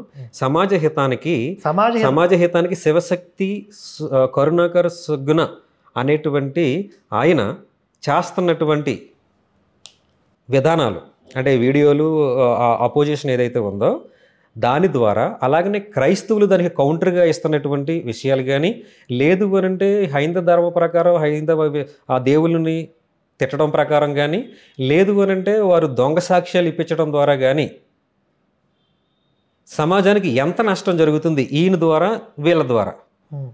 సమాజానికి ఏది హితం చేసింది, ఏది నష్టం కలిగించింది, ఏది ఎక్కువ దూరం పెంచుతుంది వీళ్ళకి, హిందువులకి క్రైస్తవులకి మధ్య. అంటే మీరు వచ్చాక దూరం పెరిగిందా, వాళ్ళు వచ్చాక దూరం పెరిగిందా? ఇప్పుడు వీళ్ళు చేస్తున్నారు అనుకోండి, ఇప్పుడు పెద్ద పెద్ద పాస్టర్ దగ్గరికి వెళ్ళారు, కొన్ని వందల కోట్ల రూపాయలు ఆయన సంపాదించుకుంటున్నాడు, వాళ్ళు కాంట్రిబ్యూట్ చేస్తున్నారు. దానివల్ల మీకు వచ్చిన నష్టం ఏమైనా ఉందా, నాకు వచ్చిన నష్టం ఏమైనా ఉందా? దేనికి కాంట్రిబ్యూట్ చేస్తున్నారు? దేనికైనా కాంట్రిబ్యూట్ చేస్తున్నారు. అది అబద్ధం చెప్తున్నాడో లేదా నిజం చెప్తున్నాడో, గుడి కట్టడానికో అది పోషింపబడ్డానికో, లేదు అని అంటే వీళ్ళలో వాళ్ళే ప్రేరేపించబడి ఇస్తున్నారో, మొత్తం మీద ఇస్తున్నారు. వాళ్ళకి వందల కోట్ల కొద్దీ వెళ్తున్నాయి కానుకలు. దానివల్ల మీకు వచ్చిన నష్టం కానీ నాకు వచ్చిన నష్టం కానీ ఏమైనా ఉందా? వాళ్ళకి నచ్చి, వాళ్ళు ఇష్టపడి, వాళ్ళ సంపాదన వాళ్ళు పట్టుకెళ్ళి అక్కడ ఇస్తున్నారు. వాళ్ళకి కావాల్సినటువంటి హోప్ ఇస్తున్నాడో లేదా మభ్య పెడుతున్నాడో, ఇంకోటి పెడుతున్నాడు, కానీ అందులో వాళ్ళు ఆనందంగా ఉన్నారు. దానివల్ల ఏమైనా మనకు నష్టం ఉందా? వాళ్ళు ఎవరండి? ఎవరైనా కానివ్వండి, వాళ్ళు నా భారతీయులు కదా, వాళ్ళు హిందువులే. పాస్టర్ గారు మీ భారతీయుడు కదా? కాదు. ఎందుకంటారు? ఎలాగంటారు? స్వార్థం కోసం హిందుత్వాన్ని దూషిస్తూ హిందుత్వం మీద ద్వేషం పెంచి ఒక సమూహాన్ని తయారు చేస్తున్నాడు. వాడు చెడిపోయాడు, జాంబీ వైరస్ అయిపోయాడు. ఈ వైరస్ని అందరిలోకి ఎక్కిస్తున్నాడు. ఇప్పుడు మీరు జాంబీ సినిమాలు చూస్తే అప్పటిదాకా మనతో స్నేహం చేసినోడే ఈ వైరస్ ఎక్కగానే మనం కొరికేస్తాడు, కొరికి రక్తం తాగాలని చూస్తాడు. ఇప్పుడు మనోడే కదా అని చెప్పి రక్తం తాగనిస్తామా? ఓకే, అది బోరింగ్ కూడా అయిపోయింది. మార్చండి ఆ బోర్డుని. ఏదండి జాంబీ అని బోర్డుని మార్చేయండి. ఇంకోటి ఇది అందరికి రీచ్ అవ్వాలి కదా. రీచ్ అయిపోయింది. ఇప్పుడు మీలాంటి వాళ్ళకి రెగ్యులర్గా చూసేవాళ్ళు తెలుసు. ఇప్పుడు జాంబీ వైరస్ అని మీరు పల్లెటూరులోకి వెళ్ళి చెప్పండి, వాళ్ళకి అర్థం కాదు కదా. అది జాంబీ వైరస్ అనే కాన్సెప్ట్ అందరికీ అర్థం కావాలి. వాడు పాస్టర్ అనేవాడు ఎవరైతే హిందుత్వ దోషం చేస్తున్నాడో వాడు జాంబీ వైరస్. వాడు ఆ వైరస్ని అందరికి ఎక్కించాలని చూస్తున్నాడు. వాడు భారతీయుడైనా హిందూ అయినా ప్రమాదకరం. అయితే వాడి ఆ వైరస్ వల్ల ఇంపాక్ట్ అవుతుంది అమాయకమైన విక్టిమ్స్. వీళ్ళందరూ కూడా భారతీయులే, మా హిందూ సోదరులే. ఇప్పుడు సడన్గా ఆకాశం నుంచి ఊడిపడ్డారు అనుకోండి జనం, ఆ జనాన్ని మార్చుకుంటున్నాడు, వాళ్ళు వచ్చి డబ్బులు ఇస్తున్నారు, వాళ్ళు ఏదో మాట్లాడుకుంటున్నారు అనుకున్నాం, మా సంబంధం లేదు. కానీ ఇప్పుడు కేవలం హిందుత్వం మాత్రం ప్రమాదంలో లేదు, భారతదేశం యొక్క సార్వభౌమాధికారం అది కూడా ప్రమాదం. దాని ఉనికికి కూడా హిందుత్వం ఎలా అంటారు? హిందుత్వం బలంగా ఉన్న చోట్లే దేశం సమైక్యంగా ఉంటుంది. ఎక్కడైనా సరే హిందుత్వం వీక్గా ఉన్న చోట్ల, నాగాలాండ్ తీసుకోండి, క్రైస్తవులు జనాభా పెరిగారు. ఏమంటున్నారు వాళ్ళు? మాకు సెపరేట్ కంట్రీ కావాలంటున్నారు. నాగాలాండ్ ఫర్ క్రీస్ట్ ఉద్యమాలు జరుగుతున్నాయి. అక్కడ సాయుధ పోరాటాలు గన్నులు పట్టుకుని ప్రచారం చేస్తున్నారు, ఉద్యమాలు చేస్తున్నారు. ఎందుకని? క్రైస్తవ జనాభా పెరిగారు. మీ భయం అదంటారా? అలా జరుగుద్దంటారా? అది కూడా ఒక ప్రమాదం అండి. ఇప్పుడు కేవలం హిందుత్వానికి కాదు, దేశం మొక్కలైతే. అంబేద్కర్ ప్రకారం క్రైస్తవులకు పోరాట పట్టుమే లేదనేసి చెప్పారు. క్రైస్తవులకు ఉండదు, కానీ వాళ్ళని నడిపించే ఆర్గనైజింగ్ వ్యవస్థ ఉంటుంది కదా. ఇప్పుడు సమస్య ఏంటంటే వీళ్ళు సొంత బుర్రతో ఆలోచించరు. అంబేద్కర్ గారు చెప్పింది ఏంటి? వీళ్ళు సమస్య మీద పోరాటంకి వస్తావా, ఆదివారం చర్చికి వెళ్తావా అంటే చర్చికే వెళ్తానంటాడు. అంటే చర్చి కంట్రోల్లో ఉంటారు తప్ప వీళ్ళు విచక్షణతో ఆలోచించరు. ఈ చర్చి యొక్క ఆర్గనైజింగ్ వ్యవస్థ ఎవరి కంట్రోల్లో ఉంటుంది? కొన్ని విదేశాల చేతుల్లో ఉన్నాయి. అంటే విదేశాల నుంచి ఇక్కడ నడిపించే వ్యవస్థలు ఉన్నాయి. అది దేశానికి ప్రమాదం అంటున్నా. ఇప్పుడు కేరళలో కొన్ని ప్రాంతాల్లో వేర్పాటువాదం వచ్చింది. అలాగే ఇప్పుడు ఎక్కడైతే అన్య మతస్థులు, ఇప్పుడు పశ్చిమ బెంగాల్ తీసుకోండి, ఒక హిందూ మైనారిటీ ఎక్కడైతే జరుగుతుందో అక్కడ దేశాన్ని విడగొట్టేయండి అంటున్నారు. మొక్కలు చేయండి. ఎప్పుడైనా సరే ఫ్యూచర్లో ఎప్పుడైనా భారతదేశం మొక్కలైతే మతం పేరు మీదే జరిగింది. మన చరిత్రలో జరిగింది అది కాదా? మతం పేరుతో దేశం మొక్కలు అవ్వలేదా? ఇప్పుడు పాకిస్తాన్, బంగ్లాదేశ్ అక్కడ అందరూ హిందువులు ఉన్నారు. ఫ్యూచర్లో కూడా ఆ థ్రెట్ ఉందండి ఖచ్చితంగా. ఇప్పుడు పిడి సుందరరావు నేను అనుకోవడం ప్రకారం హైందవ సోదరులు అంత వీక్గా ఉన్నారా? దేనికి?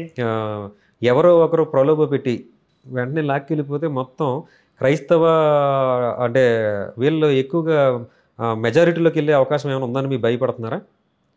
అంటే ఆ పవర్ మన గ్రంథాల్లో లేదంటారా? అంటే మీ గ్రంథాల్లో లేదంటారా?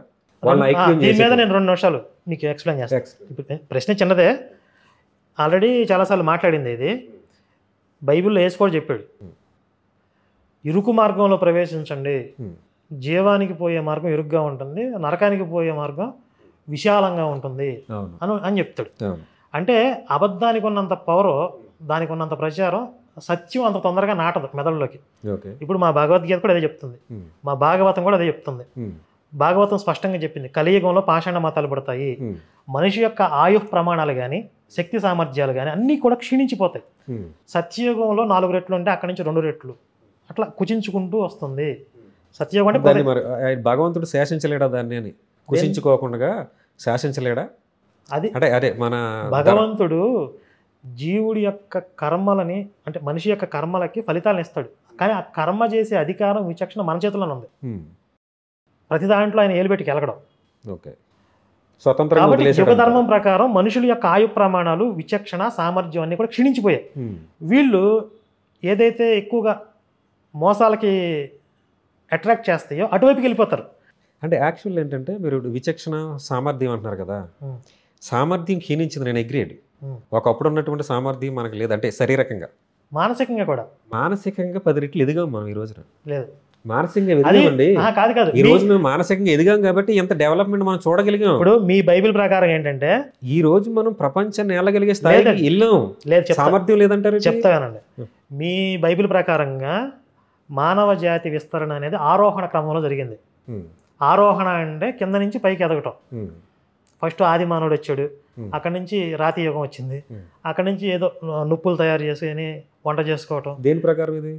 సైన్స్ లేదా మీ సైన్స్ ప్రకారంగా, లేదా మీ బైబిల్ ప్రకారం ముందు ఆది మానవుడు ఆకులు కట్టుకున్నాడు, తర్వాత చర్మపు చొక్కాలు చేసుకున్నాడు, అక్కడి నుంచి ఇల్లు కట్టుకోవటం, పశువు పోషణ ఇవి మొదలైంది. ఇలా ఆరోహణ క్రమంలో జరిగింది. హిందుత్వం ప్రకారం ఏంటంటే అవరోహణ క్రమంలో జరిగింది. ఫస్ట్ సత్యయుగంలో డైరెక్ట్గా భూమి మీద ఉన్న వాళ్ళకి దేవతలకి కూడా రిలేషన్స్ ఉండేవి, ఇక్కడి నుంచి అక్కడికి రాకపోకలు ఉండే. మీ బైబిల్ని మీరు మిస్అండర్స్టాండింగ్ చేసుకున్నారేమో ఈ థియరీ విషయంలో. ఎందుకు, ఎలా అంటే నేను బైబిల్ వద్దనుకున్నాను కదా ఈ డిస్కషన్లో, కానీ నేను చిన్న విషయం అంటే ఆల్రెడీ మానవుడు అనేటువంటి వాడు పరతత్వంలో సంకల్పంలో ఉన్నాడు అనేటువంటిది బైబిల్ బోధిస్తుంది. ఏమండి, అంటే అతను కూడా ఎక్కడి నుంచి వచ్చినట్టు? సంకల్పం అంటే దేవుని సంకల్పం అంటే పరమలోనే ఉన్నాడని అర్థం. అంటే పుట్టక ముందు ఎక్కడ ఉన్నాడు? అది కూడా ఇప్పుడు మీరు చెప్పిన థియరీకే కదా రీచ్ అవుతుంది. లేదు, భూమి మీద మానవ జాతి ఆవిర్భావం దగ్గర నుంచి మానవుడు కూడా తన సంకల్పమే. అంటే ఇంకొక రిఫరెన్స్ కోట్ చేస్తాను ఇక్కడ, చెప్పండి. ఈ పండు తిన్న తర్వాత ఆయన మంచి చెడ్డలో తెలుసుకున్నారు అనేటువంటిది ఉంటుంది బైబిల్లో. ఆయన చివరికి వచ్చి చిన్న కంక్లూజన్ ఇస్తాడు దేవుడు. మంచి చెడుల విషయంలో ఆదాము మనలో ఒకని వంటి వాడయ్యను అంటాడు. అంటే ఈయన కూడా ఏం చేస్తున్నాడు, తన మనిషిని ఏ విషయాల్లో అయితే అవేర్నెస్ పెరుగుతుందో ఆ విషయాల్లో తనతో సమానుడు అని చెప్పి. అంటే దాని అర్థం ఏంటి తెలుసా? ఆదాము దేవుడి స్థాయికి వెళ్ళాడు కదా, మీ దేవుడు ఆదాము స్థాయిలో ఉన్నాడు అర్థం. మీరు అనవచ్చు, తప్పేం లేదు. అంటే ఆదాముకి ఎంత శక్తి సామర్థ్యాలు ఉన్నాయో మీ దేవుడికి అన్ని శక్తి సామర్థ్యాలు ఉన్నాయి. మనలో ఒకటి వంటి వాడు ఆయన అంటే రైట్, మనలో ఒకటి వంటి వాడుగా అన్నాడు తప్ప ఆదాములో మనం ఒకరి వంటి వాడు అనలేదు. అంటే కరెక్ట్ చేసుకుంటాం, మనతో ఈక్వల్ అయిపోయాడు. కాదు, ఇంకా నిత్య జీవానికి సంబంధించిన పళ్ళు కూడా తినేస్తాడేమో. ఒక్క విషయమేలోనే అప్పటికి ఒకే విషయం, మంచి చెడుల విషయం. అదే ఇప్పుడు మీరు చెప్తే నాకు బైబిల్ ప్రకారం అక్కడ వరకు ఆ పాయింట్ వరకు ఆలోచిస్తే ఇప్పుడు చెప్పిన పాయింట్ అనమాట, ఆదాము స్థాయిలో ఉన్నాడు మీ దేవుడు అని అర్థం అవుతుంది అక్కడ. కాదండి, ఆదామును తన స్థాయికి తీసుకెళ్ళాడని అర్థం. మీరు ఒకసారి రిఫరెన్స్ చదవండి, మీరు దాన్ని మళ్ళీ ఎగ్జాక్ట్గా రివర్స్ చేసేస్తున్నారు. రివర్స్గా సరే, ఇద్దరు ఈక్వల్ కదా, ఆదాము దేవుడు ఇద్దరు. ఆ విషయంలో అక్కడ వరకు ఎదిగాడు ఆదాము, ఇప్పుడు ఇంకా అనేక విషయాలు ఎదగాలి. అంటే బట్టలు కట్టుకోవడం, ఒంటి మీద బట్టలు లేవనే స్పృహ రావటమే మీ దేవుడితో సమానమే, ఆ జ్ఞానం ఉండడమే. మంచి చెడులు తెలిసేపటికి అదే దిగంబరత్వంగా ఉండకూడదు అనే దేవుడితో సమానమే. స్పృహ వచ్చింది కాబట్టి అప్పటికి ఆ విషయాల్లో, ఆ పర్టికులర్ విషయంలో సమానంగా వచ్చాడోకి వీడికి ఎంతవరకు తెలిసింది. జ్ఞానం కూడా అంతేగా, దిగంబరంగా ఉండకూడదు చాలా ఉంది కాబట్టి ఇక్కడ వరకు వచ్చాడు రా బాబు వీడు అని చెప్తున్నాడు. ఆడ ఇంకా అనేకమైన మెట్లు ఎక్కాలి. రాసిన రచయితకి స్పృహలో లేదు. సరే, ఓకే. ఇప్పుడు హిందుత్వం ప్రకారం ఏంటంటే అవరోహణం జరిగింది. ఇప్పుడు సత్యయుగంలో చాలా శక్తి సామర్థ్యాలు ఉండే, ఆ రోజుల్లో వాళ్ళ ఆయుష్ ప్రమాణాలు 1000 సంవత్సరాలు ఉండే. తర్వాత ఇప్పుడు విమానాలు మన కలియుగంలో 1930లో మొదలు పెట్టారు కదా, రామాయణంలో విమానాల ప్రస్తావన ఉంది కదా. అంటే అక్కడ వాడిన వెపన్స్ కానీ ఇప్పుడు అణ్వాయుధాలు అంటున్నారు. ఒక అస్త్రాన్ని ప్రయోగిస్తే మొత్తం విశ్వం అంతా నాశనం అయిపోతుందని చెప్పి దేవత ప్రత్యక్షంగా అస్త్ర విరమణ చేసుకోమని చెప్పిన సందర్భాలు ఉన్నాయి. ఇప్పుడు భీష్ముడు లాంటి వాళ్ళకి అంటే అణ్వస్త్రాలు కానీ, మీకు ఏదైనా సరే మారణాయుధాలు తీసుకోండి, దొరికాయి సార్ అవి. దానికి ఏమన్నా మనకి ఏమన్నా జియోగ్రఫికల్గా ఏమన్నా ఎవిడెన్స్ లాగా దొరికాయి? ఇప్పుడు సైన్స్ ప్రజెంట్ కళ్ళ ముందున్న వాటి గురించే పరిశోధన చేయగలదు తప్ప మాకు సృష్టి అనేది ఒకసారి కదా అనేక సార్లు జరిగింది. లైవ్ అయిపోతూ ఉంటుంది, మళ్ళీ కల్పాదిలో సృష్టించబడుతుంది, మళ్ళీ లైవ్ అయిపోతుంది. సైన్స్ ఇప్పుడున్న దీని మీద పరిశోధన చేయగలదు, లైవ్ అయిపోయినటువంటి సృష్టి మీద పరిశోధన చేయలేదు కదా. ఓకే, లైవ్ అంటే లేనిది దీనికి అర్థం. అది భగవంతుడు లీనమైపోయింది, మళ్ళీ కల్పాదిలో పునఃసృష్టించబడుతుంది. కాబట్టి ఇలా సృష్టి చక్రం అనేది అనాదిగా జరుగుతుంది అనేది ఒక విశ్వాసం. అయితే ఇందులో ఉన్న 4 యుగాల్లో అవరోహణం ఫస్ట్ అక్కడి నుంచి మొదలుపెట్టి కలియుగానికి వచ్చేటప్పటికి మనిషి క్షీణించిపోయాడు, మానసికంగా కానీ శారీరకంగా కానీ. వీడికి అబద్ధాలు అట్రాక్ట్ చేస్తాయి, బలహీనతలు పెరిగిపోతాయి. మీకు అందుకే పూర్వం చూస్తే వెన్నుముక తీసిచ్చిన దదీచి మహర్షి కానీ, సత్యం కోసం నిలబడ్డ సత్యహరిశ్చంద్రుడు, అంటే భార్యని బిడ్డల్ని త్యాగం చేయాల్సి వచ్చినా కూడా త్యాగం చేశాడు తప్ప సత్యాన్ని వదలలేదు. ఆ స్థాయి నుండి ఇప్పుడు జ్వరం వచ్చింది, తలనొప్పి వచ్చింది, రైస్ బ్యాగ్ ఇస్తున్నారని చెప్పి మతం మారిపోయే స్థాయికి వచ్చేసారు. అంటే అక్కడి నుంచి ఇక్కడికి పడిపోయారా లేదా? కాలం గడిచే కొద్దీ అంటే అది ఎవరు చెప్పారు ఎలా జరుగుద్దని? భాగవతం చెప్పింది. మరి భాగవతం చెప్తే మీరు ఎందుకు అడ్డుపడుతున్నారు ఇప్పుడు? అదే భాగవతం లేదా అదే భగవద్గీతలో ధర్మ పోరాటం చేయడం నీ కర్తవ్యం అని చెప్పాడు శ్రీకృష్ణుడు. ఇప్పుడు నాశనం అయిపోతుంది కాబట్టి నువ్వు చూస్తూ ఊరుకోమని చెప్పలేదు ఆయన. ఇప్పుడు ఆయనే విషయం చెప్పాడు కదా, జరగనివ్వండి, ఆయన మాట నెరవేరనివ్వండి కానీ చెప్పు. మీరు వదిలేయండి, మీరు చూస్తూ ఊరుకోండి అంటే ఊరుకునేవాళ్ళం. కానీ అర్జునుడు ఏం చెప్పాడు? నువ్వు యుద్ధం చేయమని చెప్పాడు ఆయన. మళ్ళీ యుద్ధం చేయమన్నాడా? అర్జునుడు అంటే ఇప్పుడు అదే ప్రయత్నం అవతల ఎందుకు చేయలేదు ఆయన శ్రీకృష్ణుడు? ఎవరికి? అర్జునుడికి చేసినటువంటి సమయం కానీ, అన్ని శ్లోకాల వివరణ కానీ, అంత సైకాలజీ కానీ, ఇక్కడ అంత టైం ఇచ్చి సమయం ఇచ్చి చెప్పినటువంటి శ్రీకృష్ణుడు అదే సమయం అంతే నాలెడ్జ్ అవతల వైపు ఎందుకు ఇవ్వలేదు? ఇస్తే ఇచ్చాడు. అర్జునుడికి చెప్పిన సమయంలోనే ఏకకాలంలో ధృతరాష్ట్రుడు కూడా ఉన్నాడు భగవద్గీత. కానీ ఎవరు ప్రథముడిగా పెట్టుకుని చెప్పాడు? ఏకకాలంలో అర్జునుడికి చెప్పింది వినడానికి ఒక ఇప్పుడు మీరాగా నేను మాట్లాడడానికి సమయంలో ధృతరాష్ట్రుడు విన్నా ధృతరాష్ట్రుడే మారలా. అంతకు పూర్వం రాయబారం చేశాడు. శ్రీకృష్ణ రాయబారం అంటారు కదా. అర్జునుడికి చెప్తున్నాడు మనకెందుకులే అనుకున్నాడు. మరి లేదు దుర్యోధనుడికి కూడా హితవు చెప్పాడు శ్రీకృష్ణుడు. మీరు గనక పాండవులకి ఇవ్వవలసిన న్యాయం ప్రకారం వాళ్ళకి ఇవ్వాల్సిన రాజ్యం ఇవ్వకపోతే జరిగే పరిణామాలు ఏంటో, యుద్ధం ఎంత వినాశనకరంగా జరుగుతుందో, మీరందరూ ఎలాంటి శిక్షలు పొందుతారో మొత్తం అన్నీ చెప్పాడు. దుర్యోధనుడు అహంకారి. వార్నింగ్ ఇచ్చినట్టు ఉంది అది. వార్నింగ్ ఇక్కడేమో 700 శ్లోకాలు అర్జునుడు ఆ కురుక్షేత్ర పర్వంలో ఇక్కడ చెప్పినటువంటి విధానం కానీ సైకాలజీ కానీ వేరు. ఎందుకు చెప్పాడు అనుకుంటున్నారు? ఎందుకు చెప్పాడు చెప్పండి. అర్జునుడు యుద్ధం నుండి విముఖుడైపోతే గీతది అది చెప్పాడు. ఇప్పుడు దుర్యోధనుడు యుద్ధం నుండి నేను విముఖుడిని అయిపోతున్నాను యుద్ధం చేయని అనలేదు కదా. ఆయన అధర్మపక్షంలో ఉన్నా సరే యుద్ధాన్ని రెడీగా ఉన్నాడు. అర్జునుడు ధర్మపక్షంలో ఉండి కూడా నేను యుద్ధం చేయడం నాకు నచ్చట్లేదు అన్నాడు. కంపాషన్లోకి వెళ్ళిపోయినా నాకు అంటే వీళ్ళందరూ నాకు బంధువులుగా కనపడుతున్నారు, నేను వీళ్ళతో యుద్ధం చేసి ఈ రక్తం చిందించడం ద్వారా వచ్చే రాజ్యం నాకు అవసరం లేదు అని వైరాగ్యంలోకి వెళ్ళిపోయాడు. అప్పుడు కర్తవ్యబోధ చేశాడు. నువ్వు ఎవరైతే బంధువులుగా భావిస్తున్నావో వీళ్ళ యొక్క పరంపర ఎప్పటి నుంచి ఉంది అంటే ఈ జన్మ వరకే పరిమితం, మీరు ఎక్కడి నుంచి వచ్చారు, ఈ జన్మలో నీ కర్తవ్యం ఏంటి అంటే ఆ ఫలితాల దోషాలు నీకు అంటకుండా కర్తవ్యాన్ని ఎలా నిర్వహించాలి. ఇదే మేనేజ్మెంట్ ఇప్పుడు వరల్డ్ వైడ్గా పెద్ద పెద్ద కంపెనీల్లో సీఈఓలు వాళ్ళ స్టాఫ్కి చెప్తున్నారు. మేనేజ్మెంట్ స్ట్రెస్ లెవెల్స్ వాళ్ళ మీద పడకుండా భగవద్గీతను ఫాలో అవ్వండి అని చెప్పి. అగ్రీడ్. అది మన భారతీయులు ఎక్కువ మంది సీఈఓలుగా వెళ్తున్నారు. అది మన భారతీయ ఘనత విధానం అని చెప్పొచ్చు. అయితే ఇక్కడ నేను ఇంకోటి ప్రస్తావించాల్సింది ఏంటంటే, ఇప్పుడు ఇదే పందాన్ని మీరు ఎంచుకున్నారా? ఇది అవతల వాళ్ళు మన స్నేహితులు, మన బంధువులు, మనవారే, మన కుటుంబాలు, మన వంశీయులే అయినప్పటికీ కూడా యుద్ధం చేసి నాశనం చేద్దాం అనేటువంటి ఆలోచనలో ఉన్నారు ఇప్పుడు మీరు. ఇప్పుడు వాళ్ళు యుద్ధం చేయడానికి వస్తున్నారండి. నేను తపస్సు చేసుకుంటాను, ఆయుధాలు కింద పడేస్తానంటే ఉపయోగం లేదు. ఖచ్చితంగా మేము కూడా యుద్ధం చేయాల్సిందే. ఇప్పుడు క్రైస్తవుల్లో ఎవరు యుద్ధ ప్రాతిపదికలో ఉండరు, యుద్ధం చేయలేటువంటి ఆలోచన వాళ్ళకు ఉండదు. యుద్ధం అంటే మీరు ఇక్కడ ప్రస్తావించినటువంటి పదం ప్రకారం వాళ్ళు గొర్రెలు, వాళ్ళు ఒకసారి తలదించారు అని అంటే వాళ్ళు మేసుకుంటూ పోతారు అందింది. అలాంటి వారి మీద మీరు యుద్ధం ప్రకటించడం ఎంతవరకు సబబు? నేను అనేది క్రైస్తవులు గొర్రెలే, కానీ వాళ్ళని అదే ప్రమాదం అంటున్నా. మీరు ఇది తొక్కుకుంటా పోండి అని చెప్పి పంట చేలలో కూడా నడిపిస్తున్నారు. ఈ పంట చేలు హిందుత్వం, ఈ గొర్రెలు ఏం చేస్తున్నాయి, తొక్కుకుంటూ పోతున్నాయి. వీళ్ళకి బుర్ర లేదు కాబట్టి వదిలేయాలని కాదు, ఆ గొర్రెలు పక్కకు తోలాలి. ఒకటి ఫస్ట్ ఎవడైతే దీన్ని తోలుతున్నాడో వాడు తోలు తీయాలి. ఈ గొర్రెల్ని బ్రెయిన్ వాష్ చేసి ఈ దారిని నడుచుకుంటూ పోండి అని చెప్తున్నాడు కదా, నాశనం చేయడమే. వాడు ప్రమాదం. మొన్న ఒక ముసలావిడ ఏలూరులో వీడియో కూడా ప్లే చేసాం కదా, ఆవిడకి ఏం తెలియదు, తూర్పు పొలం తెలియదు. ఆవిడకి ఆ శ్లోకం ఎక్కడ బైబిల్లో ఉందంటుంది. ఆవిడ ఏమన్నా పాపం రోజు కూలి ఇచ్చి పంచిపెట్టుతున్నారు, ఏమన్నా ఆవిడ మీద దాడి చేశారు ఏంటి పంపదీసి మీరు? మాకు దాడి చేయాల్సిన అవసరం, మేము అందుకే వీడియో రికార్డ్ చేసాం కదా. స్పష్టంగా పారిపోయింది ఆవిడ, అక్కడ సమాధానం చెప్పట్లేదు. నిన్ను ఎవడెక్కడ నించోబెట్టాడో ఆ పాస్టర్కి ఫోన్ చేయమన్నాం, చేయలేదు. తెలియదు పాపం ఆవిడకి. ఎందుకు తెలియదు ఆవిడకి పాపం. ఒకటేంటంటే కాదు ఒక 500 ఇచ్చి రోజంతా పంచిపెట్టామంటే పంచిపెట్టుద్ది ఆవిడ మాకు సువార్త చెప్తుంది, యేసుని నమ్ముకోండి అని చెప్పారా?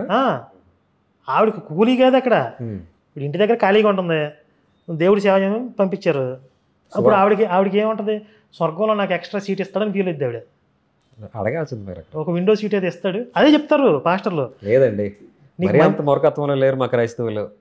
మీరు దుఃఖపడి వారు ధన్యులు పరలోకంలో అధిక ఫలాన్ని పొందుతారని ఉంటుంది కదా, అలాంటివి చూపిస్తారండి. చూపించి దేవుడిని లెక్క అడుగుతాడు, నువ్వు ఎంతమందిని మతం మార్చు, ఎంతమందికి సువార్త చెప్పు, లెక్క అడుగుతాడు. కాబట్టి నువ్వు రోడ్డు మీదకి వెళ్ళి కనీసం 10 మందిని అన్న ఎక్కడన్నా ఉందా అలాగే చెప్పారు ఎవరన్నా మీకు? లెక్క అడుగుతాడు అంటే ఎంతమందిని మార్చావని లెక్క అడుగుతారు అనేటువంటి లెక్క శాలేం రాజు గారు చెప్పాడా? ఆ బైబిల్లో చూపించమని ఒకసారి వీడియో కూడా నేను కౌంటర్ ఇచ్చాను దానికి. ఇచ్చారా? ఆ బైబిల్లో చూపించమని నాకు ఎక్కడ కనపడలేదు మరి ఇప్పుడు వరకు. బైబిల్లో ఉందో లేదు మాకు పాస్టర్ల స్ట్రాటజీ నేను చెప్తున్నా.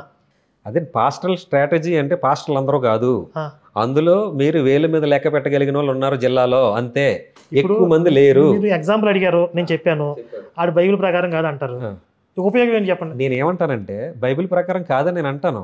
అక్కడ జడ్జిమెంట్ డే రోజున ఈ సిచ్యువేషన్ ఎక్కడ ఉందో అడగమని చెప్పండి. ఇప్పుడు ఆ రకంగా అయితే ఒక్క చర్చ కూడా నిలబడదు.